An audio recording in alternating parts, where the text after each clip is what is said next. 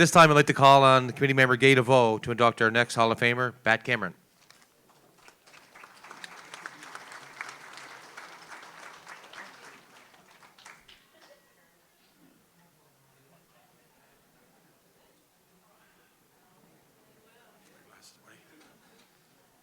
Hi, everyone. They asked us to make these speeches short and sweet. So right now, I'd like to congratulate Pat Cameron into the Newauburn District Sports Hall of Fame. Thank you.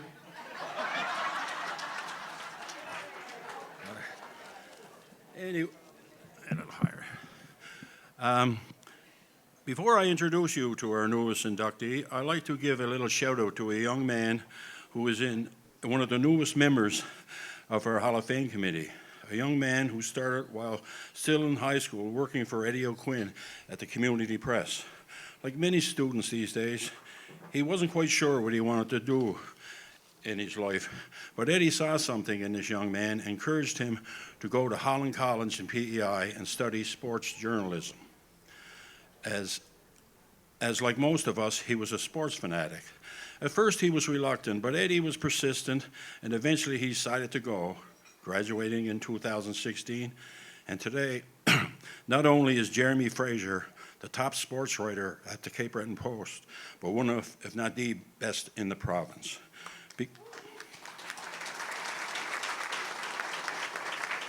Because of his love for the history of sports in our town, he volunteered to do the research on BAT for our newest inductee, so as long as I read it. So even though he's not here, I'd like to give a round of applause for our own Jeremy Fraser.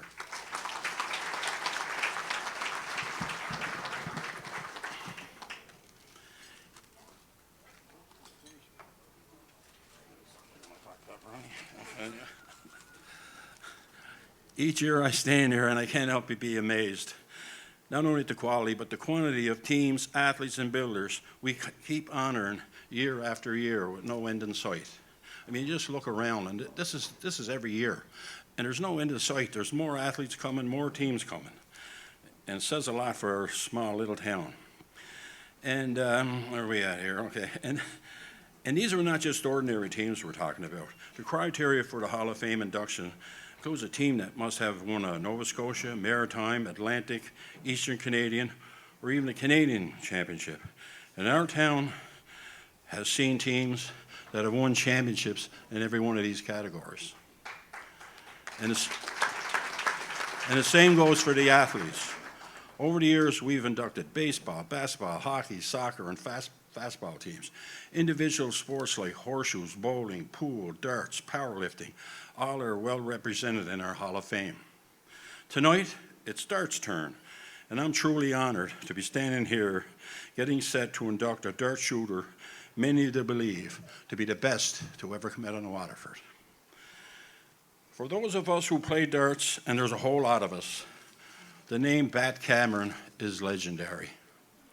Over the years, I asked many of the elite shooters in those days, guys like Brian Ferguson, Roy Hughes, Rocky Burchill, the late John McClellan, John Roach, not necessarily who was the best they ever played with or against, as they might get a few different answers.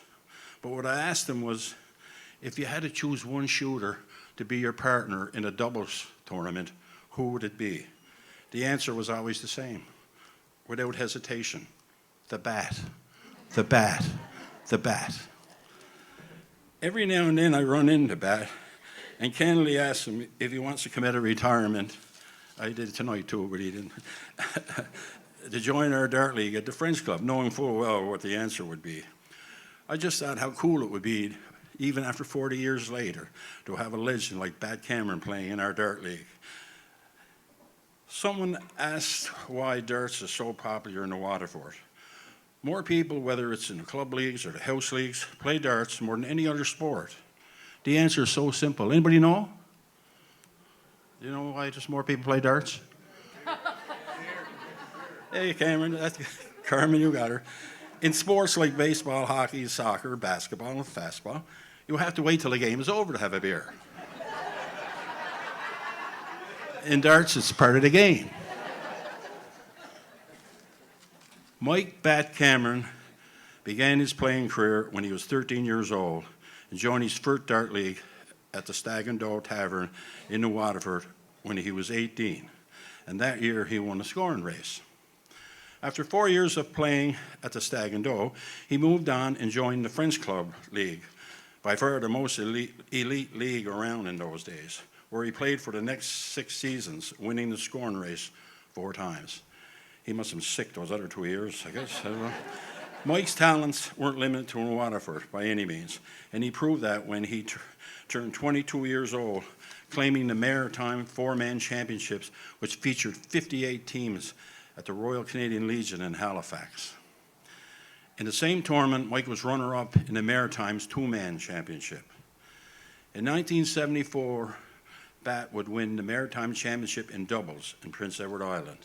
Years later, he was runner-up in both the Maritime Singles and Doubles Championships in Spring Hill. Back locally, Mike won the Cape Breton Singles Championship in '78 and '79. He was also successful in winning the scoring race in the Cape Breton County League 4 times, where the best of the best played. Guys like me don't play in that league. And was the Irish Club Scoring Championship, won it twice. It's my great honor tonight to welcome Mike Bat Cameron as the newest inductee into the Waterford and District Sports Heritage Hall of Fame.